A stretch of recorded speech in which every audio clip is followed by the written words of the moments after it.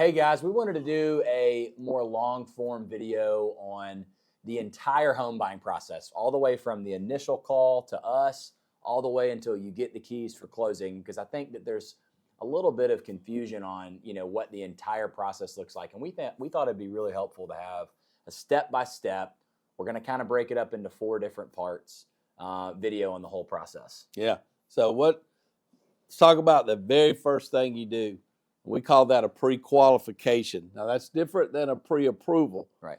So a pre-qualification is more like a casual conversation, in my opinion. And everybody's got their opinion on how to make that, how to go through that process. But for us, we want to have that conversation with you. So when we do a pre-qualification, that's basically you calling us and saying, hey, I'm thinking about buying a house. I'm not sure if I can buy a house. I don't know what price I can afford. I don't know what my payment's going to be. And so we start asking you a few questions, and you're giving us verbal information about that. In other words, tell me what you do and how much money do you make? How much money do you have in your savings account? Are you renting right now? Can you get a gift from a relative? And What kind of debt do you have? Yeah, what kind of debt do you have? You got a car payment, you have student loans, you have charge cards. And when Connor and I write that down, we're taking that information as we're talking. And so we can take that information and say, basically, assuming all of that information is correct, we think you could do this. Or if you want your payment to be this is where you need to be in price or purchase price. Or how much can I afford? Well, this is kind of what we think maxes out, right? Right. So for my customers, what I do is I set up a 30-minute phone call to do this process: income, assets, debt, figure out all that stuff. And once we have that number, I can kind of tell you, I think you'll qualify for this. And we do this all in a 30-minute call, plus any questions you have about the entire process. So that's what I do for my customers. Yeah. You got a little bit different process. But that kind of leads us to the next step, which is sometimes people's income situations are a little bit different than others. A lot of times it's easier to tell you what you can qualify for when your base salary, right? You got a guaranteed income versus you own a business, you got a K-1, you got a 1099. Sometimes people's income is a little bit more complex, and so they need to get fully pre-approved, which is the whole next step of the process. Pre-qualification is more loose phone call, figure out what I think I can buy, versus pre-approval, which is here are the documents that show my K-1, my 1099, my W-2, my tax return. You're going to pull credit. That's the full pre-approval process, right? Yeah. Is the certified, here are all my documents in my credit pool. Right. So the pre-approval just takes the pre-qualification piece, and then we're verifying what you said. So what we run into, to give you an example, I'll ask somebody how much money they make. What's your gross income a year? And a lot of times people will give me a number that factors in bonus or performance enhancement type pay. Like, in other words, this is the max they can make, but maybe that's not guaranteed, so maybe we can't use that. Or people are on commission, or they're self-employed, own their own business. How much do you make in your business? How much are you paying taxes on? And I think I make about X. So what the pre-approval does is we get the actual tax returns, we get the actual pay stubs, and we can go in there and say, okay, this is what your number is that the underwriter's going to use. So it's a lot better situation. So when you go, a lot of times just pre-qual with somebody, and then you go, okay, that's the price point I want to be in the house I want to buy. Okay, I'm comfortable with that payment. I think I can buy a house where I want to buy a house in that area. Then we go, okay, well then let's get you pre-approved next. So we don't want to go on a pre-qual. We're not going and pulling your credit and spending any money. We're just having a conversation. On a pre-approval, we want to start pulling your credit. We want to make sure that your credit scores are what you think they are. We want to make sure your debt's what you said it was. And then we can go, okay, hey, based on what you're telling us, you can actually buy more. Based on what you're telling us, you may have to buy a little bit less, or your payment might be a little different because your credit score might make the interest rate a little bit higher. And so we have to talk about all of that. Or we may change the type of program that we originally thought we were going to do based on some circumstances. So the pre-approval is kind of, all right, I'm ready to go shopping. And when we pull your credit, you basically, if you buy something within 4 months, then we're good and we don't ever have to pull your credit again. So that's kind of like, all right, I'm ready to start hustling. If you're 6 months or 9 months off, we don't want to pull your credit yet. We don't want to get there unless you are worried about it. I got one thing I was going to add to that. And so here's the difference in getting a pre-approval with Hometown Mortgage versus any other lender. We, early on in the process, want to make sure that all your income numbers are correct. This is the biggest place of ambiguity in the underwriting process, in my opinion, is what is the true income number, because that changes everything. It changes your debt to income ratio, which can affect your affordability and your qualification. So the difference in a Hometown Mortgage pre-approval and any other lender pre-approval is we're going to do all the work on the front end before the pre-approval is issued to fully determine what your income number is. That way there's no surprises when you get into underwriting. That's a huge deal, because underwriters get our files and they're actually excited to know that whatever we put in the application is actually what they find out it is. And that's because Steve and I do the work on the front end with our team, Amy and April, to figure out what your income is. And that's a big, big piece. Yeah. And your agent really likes that. And then when you make an offer on a house, that other agent's probably going to call us and say, hey, I just got an offer from a customer of yours. And we want to be able to say, hey, they're ready to go. We've got their credit. We got their bank statements. They got the money. They got the job. They got the income. Right. We've already sent them to underwriting in a lot of cases and got them pre-approved. So we can do a lot to put you in a position to win that deal over somebody else because we've done all the work up front. That's the home run situation that we want to be in with you so you can win the deal. Right. And this is, pre-approval is generally good for about 3 to 4 months, and that's based on what your credit pull is good for. Your credit pulls are usually valid for 3 to 4 months. I say 3 to 4 because it technically expires at 4 months, but that's when you have to close. So you really can only shop for a home for about 3 to 4 months, but you have to close within 4 months. So so once we get that pre-approval, then we send it out to your agent. So the next piece of it is what I try not to do is pull your credit. I don't want to pull your credit till you're ready to go. Mm-hmm. And I think that's key, because everybody else, it's a lot of our competitors, they want to pull your credit right off the bat, and we don't want to do that. We don't want to pull your credit till you say, okay, I think I'm ready to go. I really want to know if I'm good to go. So that's important. That'll help you on your credit scoring model too in a lot of cases. So, all right, the next thing is got to pick an agent. Got to find an agent. So we get you a pre-approval letter, and this letter, I tell my customers, this is your license to put offers in on houses. So you got to go give this to your realtor. A lot of times, I'd say 60% of the time, people have a realtor that they know, somebody they trust, somebody they worked with before. A customer came to us through the agent. Yeah, that's how we get most of our businesses, through agents. But a lot of times, people don't have an agent, and so they're kind of like, where do I need to go? So then you got to pick an agent. And so you have a specific thing you work them through, right? You say, this part of town, go here, or whatever. I kind of generally pick people based on personality. I'll refer somebody a piece of business to an agent, based on personality type or age or, the area that they're looking in. But who you pick as a realtor is crucial. Yeah, and Con and I work with a lot of really fantastic agents. So we know a lot about these agents. We know about where their expertise is. We know about their personalities because we've been working with them for a while. We've known them for a while. And so we want to put you with somebody that we think's a win-win for you and the agent. We want it to be a great experience. And so we can help you on that if you don't have one. If you've already got a great agent, then that's awesome. We want to talk to that agent. We want to tell that agent, hey, we've talked to them. We've got all the stuff we need. Here's a pre-approval. Go shopping, man. Go find them something. And agents, they love that. Here's what the agent does for you. The agent will obviously, pick your brain on what you're looking for, where you're looking, and all that. But what they ultimately do is they set you up on the FMLS, which is the sort of the first multiple listing service, the live data on what homes are being actually listed on the market. It's like a Zillow for agents. Correct. Well, it's better than Zillow. Zillow actually pulls their information from FMLS. Yes. So you really want to be on FMLS so that you can get the live data on the actual homes that are being put on the market. But here's the trick, in my opinion, and this is huge. You really want to pick an agent that might give you the opportunity, and especially in Atlanta, to purchase an off-market listing, because it'll give you first right of refusal in on that house where you're not competing with a bunch of people. So if you think you could find an agent that might give you that opportunity, I'd suggest that you do it. So the way you could get that opportunity is a lot of agents are, they're mostly working for a broker. Yeah. And there are other agents in their office, and the other agents will say, hey, I'm talking to this person. Looks like we're going to put this house on the market next week or tomorrow or something like that.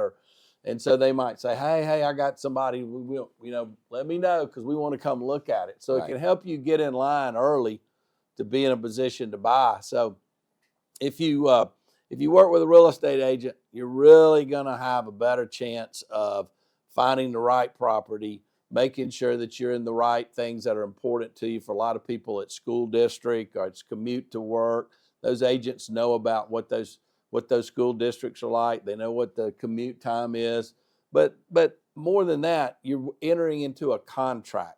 And so a real estate agent basically understands a contract, and that's where it gets a little hairy if you're out there by yourself. So let's talk about that for a little bit. Yep. So you're going to go buy a house and you're going to make an offer on the house. Your agent's going to make an offer. Then what's going to happen? So as soon as you make an offer, they're not only going to make the offer and say like, hey, here's the sales price my client wants to offer. Here's the closing date and what we're expecting for earnest money and what we maybe expect from you, a seller paid closing costs. They're also going to stamp the hometown mortgage pre-approval on the back of that. And so that is, again, that listing agent is viewing that as they've talked to a legit lender who's done all the things they said in the pre-approval letter, pulled credit, viewed documents, all the stuff. And we hope that they take your offer, right? But a lot of times they don't. And a lot of times there's a little bit of negotiation there, just like there is in any business contract or business dealing. The listing agent maybe, or the seller wants a little bit more. So they'll do what's called a counter, which means that they don't necessarily accept your offer, but they counter back and say, we actually want a price here. And so you kind of try and eventually ultimately meet in the middle. It's a negotiation. It's like a business negotiation. Yeah. So that's how that whole process works. If they accept your offer, there's some things that come along with that. So the first thing is you're going to have to determine what's the earnest money. And earnest money is like, hey, I'm giving you money with this offer, and if I bail out, you get to keep my earnest money. And so the earnest money typically is about 1% of the purchase price. So if you're buying a $400,000 house, you should expect to put up about $4,000. That's not always the case. A lot of times there's a lot of people and the market's hot. You may have to put up more earnest money to let the seller know that, that you're that much more serious. But traditionally, that's kind of been where it's been. So you got to be prepared to write that check if you're going to make that offer. Yep. And the check is typically written to the real estate agent's brokerage company, or sometimes you write it to a closing attorney. But sort of like a third party is going to kind of hold this earnest money check because that gets backed up by the contract that you wrote. Yep. So you got earnest money, and then in the contract you'll get to determine three important things. The first one is called due diligence. So due diligence is about you having a time period after they accept your offer to figure out if you want the house. Maybe you bring your mother-in-law over and she says, oh, I don't like that. Or maybe you bring your father in and he goes, hey, man, I think the foundation's cracked. So you can back out for any reason during this due diligence period. Due diligence can be from I'm not going to give you any to, in some cases, as much as a week or 2 weeks. Right. Right now, we're seeing due diligence about 5 to 7 days, I guess, is what I would say. And so it's your chance to back out and get your earnest money no matter what. You don't have to have a reason. I'm just like, I've decided I don't want your house. But during that due diligence is when you typically order your home inspection. And so home inspectors are ready to go. So your agent probably has a home inspector. If they don't, we know a bunch of home inspectors. So you're going to call a home inspector and they're going to get out like pronto quico, like the next day or something. And they're going to go through your house and they're going to do a thorough home inspection, write you up a report. And when you get that report, then you can look at that report and you can say, hey, man, this house is awesome. Or you might get the report and there might be some issues on that report. You can decide if you're okay with those issues, or it can reopen up the negotiations again. In other words, you might say, hey, the home inspector said this roof has only got a 3-year life left on it. I think you're going to need a new roof. That might be something you go back to the seller and say, hey, I want the price lower because I'm going to spend money on a roof, or I want you to do the roof before I buy it. anyway, there's a lot of stuff that can happen during that due diligence period and that comes with the home inspection, and that's what your agent's really good at. They know how to work that process and really help you make sure that you're not getting yourself in a position that you don't know what you got to spend money on later. The due diligence period is the cold feet period. It's what I tell all my customers. Hey, get it under contract, take a look at it. Your earnest money that you submit is sort of the crux of the whole deal, where they're holding your money and you get a time period to sort of decide whether or not you want that money back and not the house, or whether or not you're willing to submit the earnest money and buy the house. So the due diligence period is crucial because you get every opportunity to bail and not risk anything. But once that inspection happens, you'll really get a good idea about whether or not the house is going to be good. And so the due diligence period is the overall kind of umbrella protection for the buyer once they go under contract. But there are also, generally speaking, there's two other contingency periods up underneath that protect the buyer, which is the financing contingency and the appraisal contingency. This is another thing you set with your agent on your offer. In a hot market, these contingency periods get cut really, really tight. Or taken out. Or completely taken out. And really, let me explain what they do. So your financing contingency basically says, here's how many days you have to go get loan approval, right? Your appraisal contingency is generally the same. Here's how many days you have to go get an appraisal completed. And if either of those things can't happen within those set amount of days, then you get your earnest money back and you can bail without any penalty. So it's our job, and it's any mortgage company's job, to see what the contingency periods are, whether it's 0 days or whether it's 5 days, and get it all done within that time period. So you want to work with somebody who's quick. So we've talked about this before. We've said it over and over again. We are the fastest that I've ever heard of in the state of Georgia. We turn appraisals, and we can turn them in 2 or 3 business days. The buyer pays a rush fee for it, but we have the ability to do it. And we can turn our underwriting generally in the same time period. So what a lot of our agents are doing, especially in a hot market, is they're either cutting those contingencies to 0, and we're doing it all up underneath the due diligence kind of umbrella protection policy, or we're rushing it and as fast as the contingency period set for. But if you do your pre-approval right and you get us all of your stuff, that stuff goes quicker. It just puts you in a better position to buy. But the appraisal contingency, remember, so I would say normally I'm seeing about 7 to 10 days on appraisal contingency. So when you put an offer in, you're gonna send me that offer. Your agent's gonna say, hey, here's the offer, here's the earnest money. Now we're on go. So we have to go through an appraisal management company. We can't pick the appraiser. You can't pick the appraiser. The management company picks the appraiser. The appraiser runs out within whatever the time period is, gets the appraisal done, the appraisal comes back. As long as it appraises for the purchase price or more, we're all good. If it appraises for less than that, that may reopen up negotiations with the seller.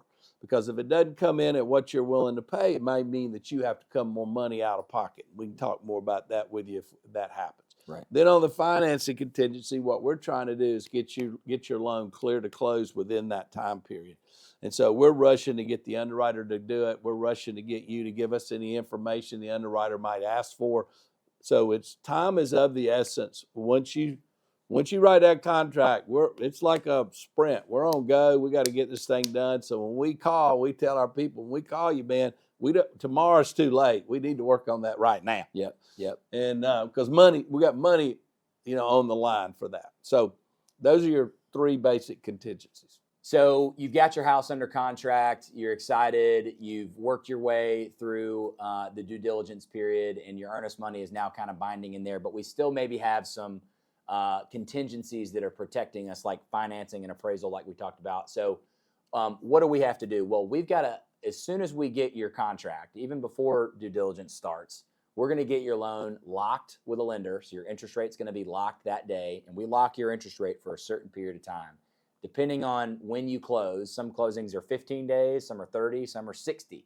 However far out you close is generally when we lock you, and those locks have different prices associated with them. So sometimes there's lock extension fees, and we can kind of work you through what all that looks like. But generally speaking, a real estate contract is written for about 30 days, sometimes shorter, sometimes longer, and we lock you for 30 days. And then once we get your interest rate locked, then we get you into processing, which I'll let you kind of talk about. Yeah, so processing basically is our processor, April, what she'll do is she'll start looking at all the documents you've sent us.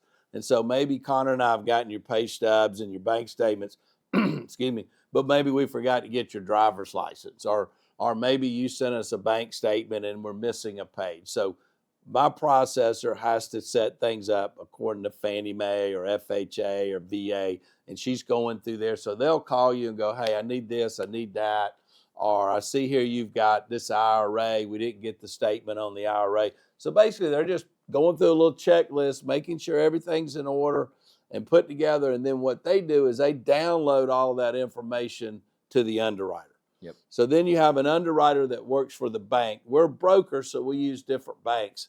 And so we have underwriters at these banks. They get the information, and my processor and the underwriter communicate. We're kind of out of that at that point unless we need to step in.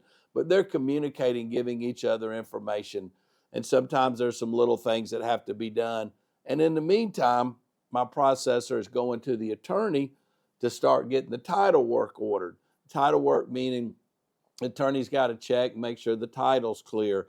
They got to get you prepared to get lender's title insurance or owner's title insurance. So the attorney's working on some stuff while it's being underwritten. Right. And so once we, as our customer, April will be reaching out back and forth to get documents from you. Generally, we like to tell our customers that when she reaches out, try and get that stuff to her as soon as you can. And then she takes it and gives it back to the underwriter. They review it. There's usually about a day or so lag there. And then once we finally get everything that we generally need, we get our first, there's a few steps of approval. There's first, obviously, the pre-approval, which we do before we go under contract. But then there's the approval with conditions with the lender, which means the lender has reviewed all of the documents you've initially uploaded to April in our portal, and you're checked off, but there's still some remaining items that we have to go and get. What is that? Sometimes it's your appraisal. Sometimes it's something on your bank statement. Sometimes there's letters that need to be written to explain some job changes or some stuff. There's really an endless amount of things that it could be, and it's all set based on what the underwriter, the Fannie Mae or Freddie Mac or FHA underwriter believes that they need left in order to clear the file. So that's a conditional approval, which generally is good, but we still have some things we got to get cleared up and get from you before we get a clear to close, which is like the grand 3 words in our business. Everybody likes to hear clear to close. It means you're totally 100% done. So once you clean up those conditional documents, then we get you clear to close. Then we're good on your loan, and you'll get the house. Yeah, the underwriter's trying to put everything together, because what's going to happen is after you close, they're going to eventually sell your loan. So these banks bulk them up and sell them off. And so when they sell them off, they got to be Fannie Mae loans or FHA loans. So they're trying to make sure they fit the guidelines. And that's why we drive people crazy with things like, why do you need that? Well, that's just the way it is. That's just what's got to happen. So that's what goes on with that. So then now we're working towards getting to the closing. Yep, headed to closing. Okay, so what's first? We're going to send you preliminary closing disclosure. Yeah, initial CD. We call it initial CD, preliminary closing disclosure, whatever it is. But the law says we have to send that out at least 3 days before you close. And it's really crucial that we do this, because if you don't, we've got to push your closing back a day. Yeah. And sometimes that can really screw people up. And the lender doesn't want to send it out till we've got you clear to close. So we got to get you clear to close and get you approved. And then it goes from the lender's underwriting department to their closing department. And their closing department interacts with the attorney. And so they start getting together and sending papers back and forth. Okay, is the homeowner's insurance right? Are the taxes right? Do we have all the fees that everybody's charging, like the state fees and stuff like that, attorney fees? So they get all that together and they put all that on what's called a closing disclosure. It used to be called a HUD, but now it's called a closing disclosure. And then we've got to get that to you, and you've got to look that over, and you got to say, okay, I've seen these numbers at least 3 days before we close. So we're in a rush to get that happen. And sometimes when we do that, that thing's perfect. Sometimes it needs a little bit of adjustment. Right. But we got to get you to sign that so that we can start getting you to a position to go to closing. I would actually say a lot of times it still needs some work. I'd say it's few and far between that it's perfect. And the reason that is because the attorney has yet to balance any of their numbers on there. They haven't finalized what they think your tax payments are going to be. there's a lot of variables. And so sometimes the CD that you sign is not 100% accurate, but it's our close. job, it's close, and it's our job to get you within a range, call it $1,500, $1,000 plus or minus, whatever it might be, of what your final cash to close is, which that means that's your down payment and your closing cost minus any credits you might have got from the seller or from us. And you know, a lot of our customers will say, "Hey, I've signed this thing. Do I need to wire this money?" And I'll tell them, "No, that's not done yet. You don't wire the funds based on the initial closing disclosure. Once the attorney and the lender balance the final closing disclosure, that's the number that you wire." Which is typically a day or two before closing. So, right. And then that's the big thing. In the past, people would bring a check or they'd bring a certified check. So that's all changed now. Everything's all about being wired. And there's a lot of concern about wiring money. So what we have you do is contact the attorney personally. So the attorney will send you their wiring instructions so nobody is fraudulently stealing your money. Right. So you'll have to do that, and you got to remember it takes a day or so to get your money there. So you need to wire your money at least a day before closing, and maybe several days before that. So we wire the money. A lot of times I tell people to wire a little bit more than what we think the number is, so that way we've got plenty there. If something else pops up, maybe an HOA thing pops up or a utility bill or something. And then that way, if you wire too much money, the attorney will just write you a check from their account back, and you bring the money back. But it's better to have too much money at a closing than not enough. A lot of people who have quick closings, meaning contract to close is 15 days or so, a lot of those folks, what I'll do is I'll have them wire a little bit more, a conservative amount based on whatever the initial CD showed. That way they're covered when they get to closing, and sometimes they even get a little bit of money back based on the fact that I've told them to overwire. But really, that's generally for people who close fast. So I'll get a lot of people who get concerned about that. There's really nothing to be concerned about. But we work with you that, and Amy, our loan assistant, will help you on the closing. Make sure you're getting the wiring instructions. Make sure you understand all the fees that are on there. We go over that with you. We go over with you at the front. We go over with you at the end to make sure those are what we kind of told you it was going to be. Right. And then you're at the closing table and you're with the attorney, and then we bust out the champagne and you get the keys, and then you get the picture taken with your agent, and then agent and we post that all over social media so we can go get another person just like you. So the only other thing I'll say is that I get people who they call me and they say, how do I make my first payment?